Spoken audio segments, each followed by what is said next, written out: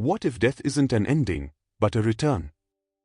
A return to the great current of consciousness that flows beyond time, beyond form, a river that carries every soul back home. Imagine, for a moment, that your life is like a droplet of golden light, moving through countless experiences, joy, love, loss, growth, and when the body finally rests, that droplet does not disappear. It simply flows back into a vast and luminous stream, the river of souls.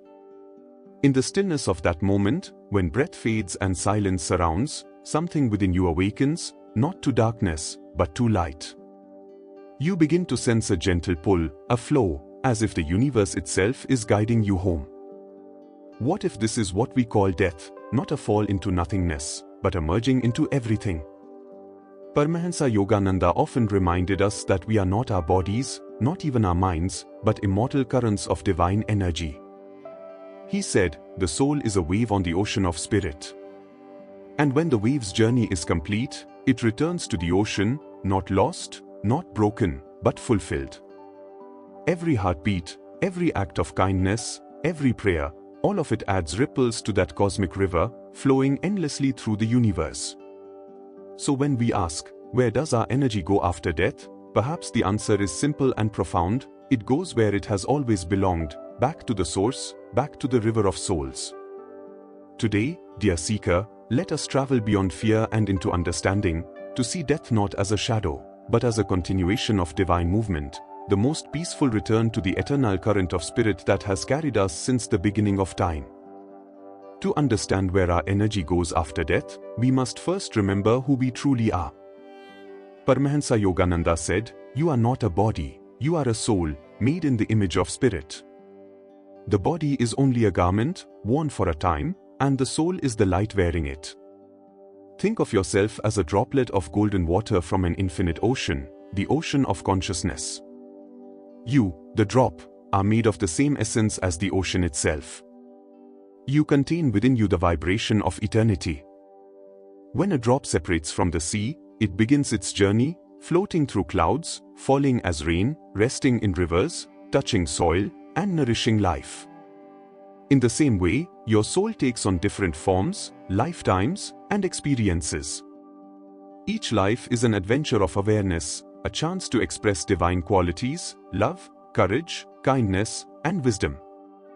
But throughout this long journey, the drop never loses its true nature.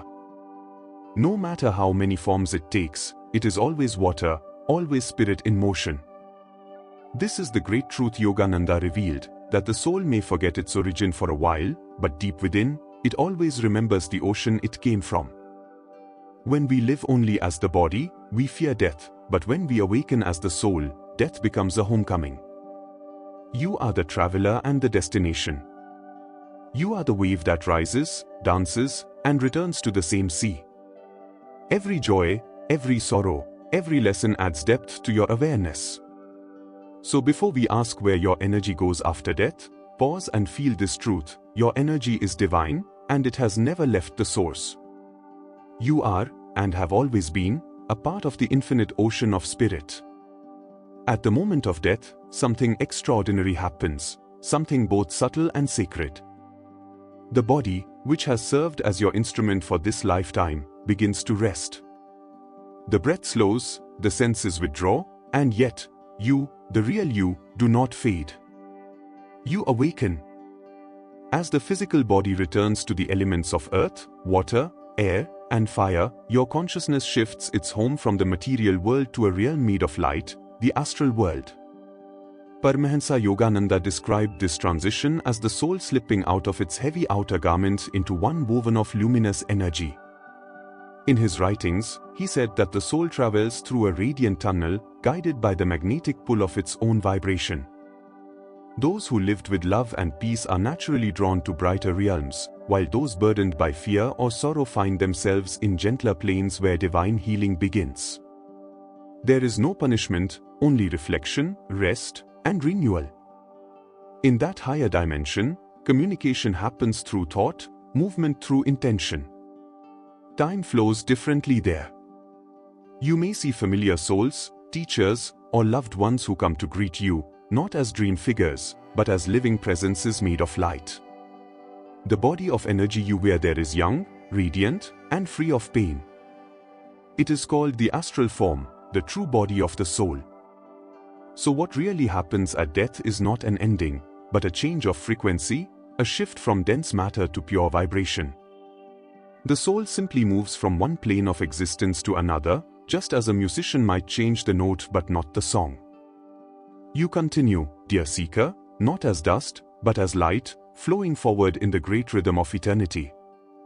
In the astral world, the soul does not wander alone, it becomes part of a vast, living flow of energy that Yogananda called the circulation of divine consciousness. Imagine countless golden rivers winding through a universe made of starlight. Each river carries souls at different levels of awareness, all flowing toward the same ocean of spirit. This is the river of souls, the current of divine energy where every thought, every emotion, and every act of love creates ripples that never disappear. In this realm, energy moves like music, harmonies blending and separating, each note contributing to the grand symphony of existence. When you think a loving thought, that vibration joins the higher currents. When you pray, your energy sends waves of light into the stream, touching other souls in unseen ways. Yogananda explained that just as rivers on earth carry minerals and life, the astral currents carry the essence of our experiences, our lessons, memories, and the spiritual fragrance of our actions. Every soul enriches this river. Some souls radiate peace, calming the current around them, others emit strength or wisdom, uplifting those who flow nearby. Together, they create an ever-expanding ocean of divine awareness. This is how cosmic balance is maintained. No goodness is ever lost, no love ever wasted. The energy you give, through kindness, prayer, or service, returns to you many times over, carried by this eternal stream. So, in truth, the afterlife is not a lonely void but a luminous communion, an endless river of consciousness where each soul contributes its unique light. You are not a separate drop drifting away, you are part of the living current, moving through the stars, guided by the same divine flow that has always carried you, the sacred river of souls. Energy can never be destroyed, it only changes form. This truth, spoken by both science and the sages, is the foundation of how the soul continues its journey. When the physical body dies, the energy that once animated it doesn't disappear, it simply shifts vibration, moving from the dense material world to the higher, subtler plane of the astral. Paramahansa Yogananda often said, "Death is but a change of garment." The soul puts on a new coat to continue its journey. Just as a river never stops flowing, consciousness never ceases to exist. It transforms, learns, and evolves. Every lifetime is like a bend in the river, a new landscape, a new experience, but always the same current of energy flowing underneath. The soul carries forward its accumulated lessons, tendencies, and desires. These form what we call karma. Karma is not punishment or reward, it is simply the momentum of energy seeking balance. When a lifetime ends, the soul rests in the astral world until the inner urge to grow calls it back into form. It chooses new circumstances, parents, body, and environment that perfectly match what it still needs to learn or express. The current that once flowed in one riverbed now finds another, continuing its timeless voyage. This is why Yogananda taught that death is not to be feared. Nothing real is lost. The personality fades, but the essence, the consciousness, remains untouched. Energy is eternal, and you are that energy. So, when you think of death, think not of endings but of transformations, the gentle shift of a wave rising again in a new form. The soul continues, unchanged in essence, always moving, always learning, forever returning toward the great ocean of spirit. Every life matters, not because of its length or its achievements, but because of the energy it adds to the cosmic stream. Each thought, each word, and each act of kindness sends ripples into the river of souls. These ripples travel far beyond what the eye can see, touching countless beings, shaping destinies, and enriching the divine flow of consciousness. Paramahansa Yogananda beautifully said, "Your every thought is a vibration that will never die." When you choose compassion over anger, peace over fear, and understanding over judgment, you are refining the vibration you contribute to this universe. The energy of love uplifts the collective stream, while negative energy can momentarily cloud it. Yet even darkness has purpose, it deepens our yearning for light. The great truth is that every experience, no matter how small, matters to the whole. Think of yourself as both a drop and a current. The drop represents your individual journey, your personal struggles and growth. The current represents the universal movement of all souls toward awakening. When your drop vibrates with love, you help the whole river move more harmoniously. This is the essence of spiritual responsibility, to live in awareness that your inner state shapes the outer world. Yogananda taught that even a single awakened soul can uplift the vibration of millions. Your peace, your meditation, your prayer, these are not private acts. They are luminous waves entering the river, soothing and guiding others, even those you may never meet. So, dear seeker, when you live consciously, you are performing the highest form of service. You are adding clarity to the waters of existence, ensuring that every soul, including your future self, may travel through a purer, brighter current toward the infinite ocean of spirit. After countless journeys through life and death, through joy and sorrow, the soul begins to remember its true home, the source from which it came. Every experience, every incarnation, every ripple of energy has only one purpose: to help the soul awaken to its divine identity. Eventually, the wave grows tired of rising and falling, it longs to rest in the stillness of the ocean. This is the sacred moment of return, when the river of souls merges back into the infinite sea of spirit. Paramahansa Yogananda described this final realization as moksha, liberation from the cycle of birth and death. It is not an escape, but a fulfillment. The soul does not lose itself, it expands into everything. Just as a drop, when it merges into the ocean, does not vanish but becomes the ocean itself, the liberated soul becomes one with divine consciousness. It no longer says, "I am this," or "I am that." It simply knows, "I am that, the eternal light, the ever-existing joy." When this union occurs, there is no more fear, no more seeking, no more separation. The river that once flowed through lifetimes now rests in infinite stillness.